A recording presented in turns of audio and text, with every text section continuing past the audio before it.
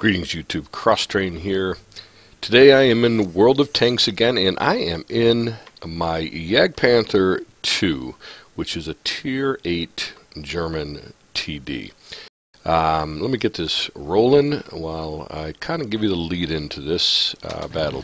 Today I am platooning with my buddy Sergeant Vex, also with MM, and Opina, who is with Tactical Brotherhood, TacBro, which is my former clan, and actually the clan I started, the multi-gaming clan. But we're playing today. We're on a Tier 9 on Abbey, and let me talk to you a little bit about this Jagdpanther II. At Tier 8 for German tank destroyers, certainly in the older days, before the Roomba came to be, this was the least talked about Tier 8 because the Furdy got all the love. And frankly, for reasons that you're going to see in this video, I chose, when I got to through the Jagdpanther, which is a Tier 7 German tank destroyer, and you have the option to either go to the Jagdpanther II, which is this tank, or the Furdy. I chose to go Jagdpanther II for a couple of reasons. It gets exactly the same gun as the Furdy does. It has a very, very similar profile to the Furdy, as you can see. It looks a lot like it.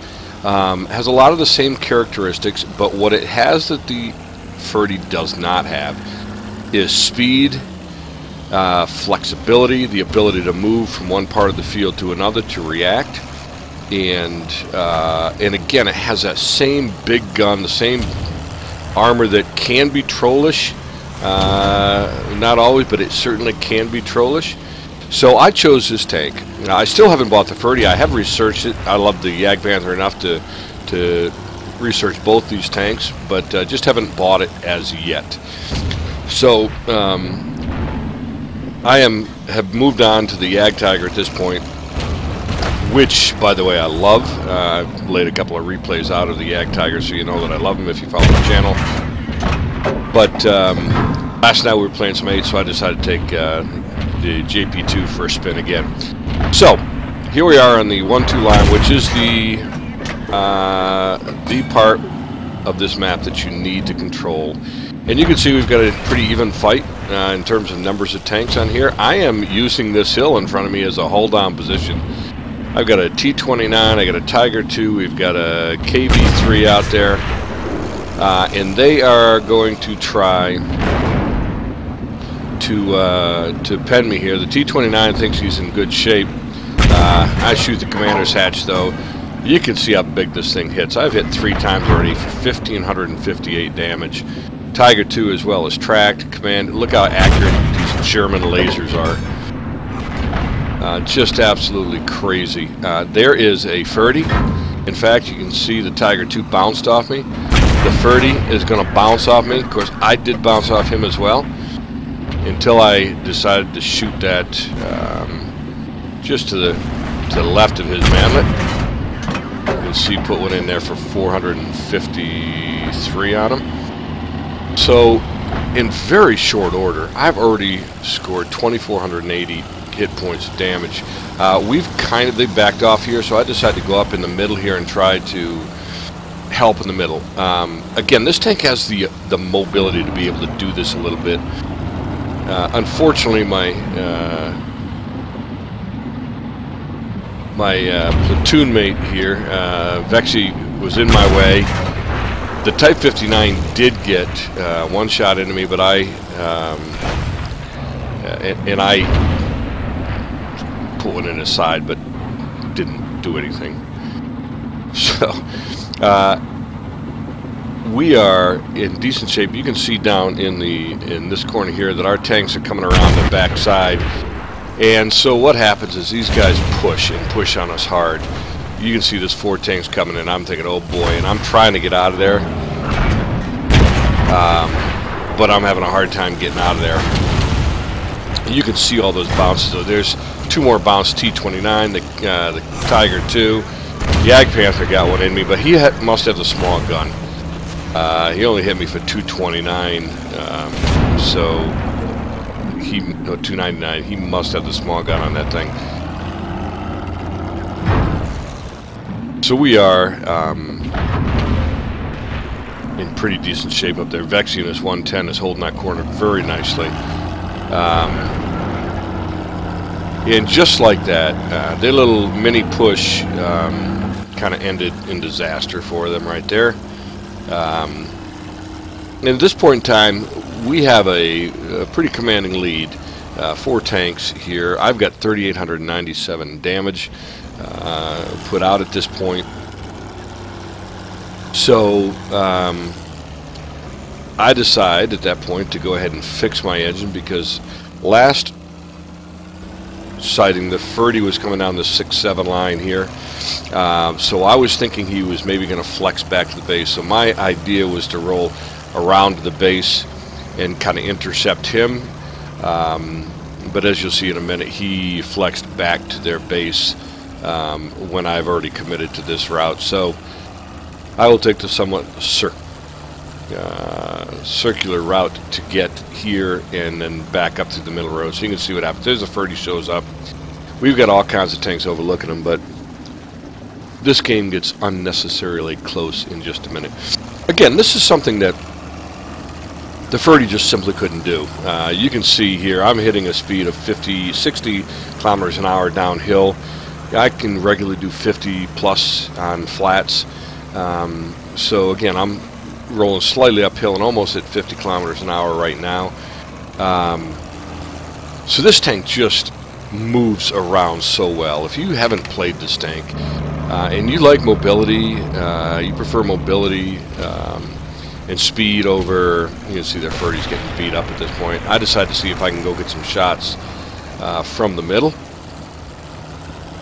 Black Prince hasn't been spotted for a while. The T-30 was just spotted recently. The Ferdy is now out of business. So I don't have a whole lot of health left, while the Black Prince is just a little tier 7. It has a gun that reloads fast, and if he gets me on the side, he can certainly pen this tank. So I'm trying to be just a little bit cautious here. I've got Vexy sitting up on the hill, as you can see, up in the B3 area. He's actually trying to work his way down to get a side shot. This T-30 is tucked in there real nice.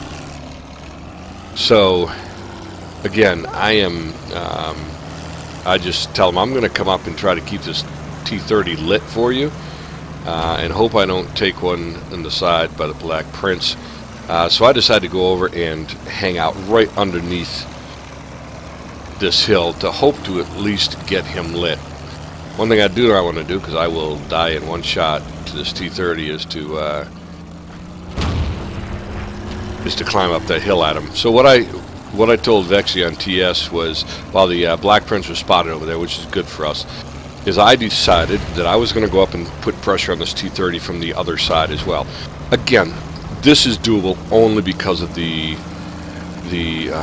flexibility, the speed of this tank, and you can see that I'm going to get up here and I'm going to get a shot at him before he even really realizes that I'm there.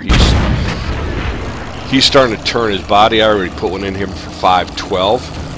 Forced him out of cover, which is really good, which means that he's a one-shotter for me. And just like that, once I hit him the first time, forced him out of cover, he came down, Vex put a shot into him, and then I was able to slide and get my second shot in because he was still paying attention to Vexy. Now at this point we know where the Black Prince is. He was over here in this gap here. Took out our 122-44. I know that I'm 2 or 3 shots away from being eliminated by this guy. So I'm gonna, he's coming, he bounced his first shot. I did not. That time he penned me. I'm gonna get a pretty decent reload here, 10 seconds. Bounced another one. Now I'm just trying to wiggle here. I'm down to 167. He hits me for 142 of them, but he's gonna go one more shot.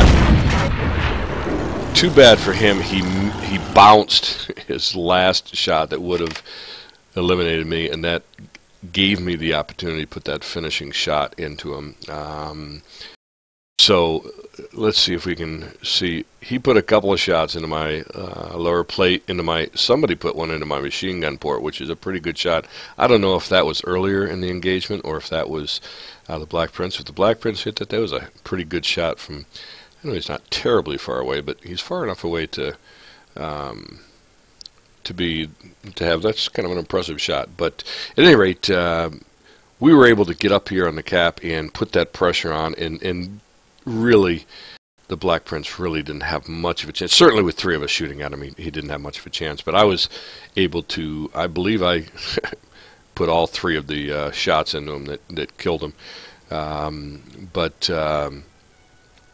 That is a pretty impressive win in this tank, and I was very, very pleased with that. It was, again, my ace tanker, and I'd already had an ace tanker in this, but this is one I just had last night. Did a little over 6,000 damage. We'll go and take a look real quick at the post-game stats. Let's go take a look. So you can see that I got a whole bunch of awards here. The Confederate, I only got 3 kills and all of that, but I did wound at least, or damage at least 6 other tanks. I got the Spartan for a ricochet or non-penetrating shot from an enemy player. Your vehicle must have 10% of its hit points or less. You could see right at the end there I had a couple of those shots from the Black Prince. Very valiant effort on his part. I will give him credit for that. He did a nice job he did pen me a couple of times, which is something with the Black Prince. Picked up a steel wall and, of course, a high caliber. Of course, it was an ace tanker, shell proof, which again is damage blocked by armor exceeds the hit points of your vehicle, because I bounced an awful lot of shots there. So, and then a couple of lesser ones. So you can see all of these tanks that I damaged. I only managed to get 3 kills out of that, but again, let's sort this: 6,069 damage, 1,638 base XP, which is pretty darn solid. You can see from an XP standpoint, or XP standpoint, Sergeant Vex had a really nice game in this 110 as well, with over 3,000 damage, 1141 base XP. OP tried to do some flanking early, didn't have quite as good a game, but he and that T-30 did a nice job of distracting the enemies up on top of that 1-2 line hill when we got into the final engagement with them. And jump over here, you can see that I bounced 1,695 hit points of armor. Again, took 16 shots, 15 of them were direct hits.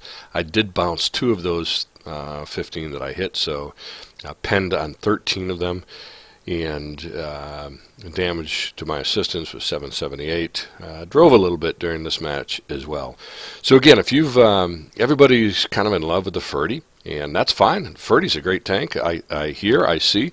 Again, if it's this tank, just slower and with a little bit more armor, which is what it also has, which is why it's slower, then it would probably be a fantastic tank. But I do love the mobility on this tank. Just like if you've heard me before, I've talked about the second line of Russian TDs. I really prefer over the more loved ISU 152, Object 704 line.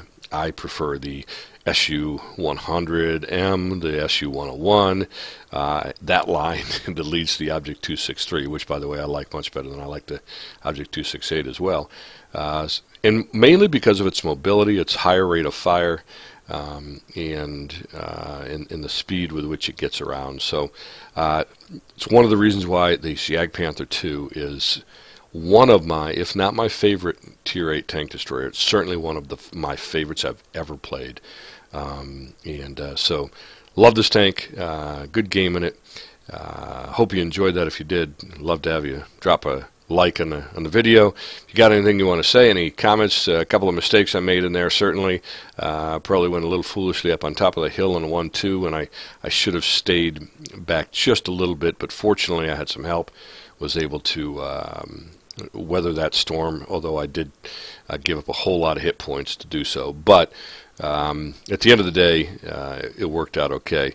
But you got any comments, leave them below, and I'll respond to all my comments. So if you comment, I will talk back to you. So until next time, this is Crosstrain from World of Tanks. I hope you enjoyed that video, and I will see you on the battlefield. Until then, peace.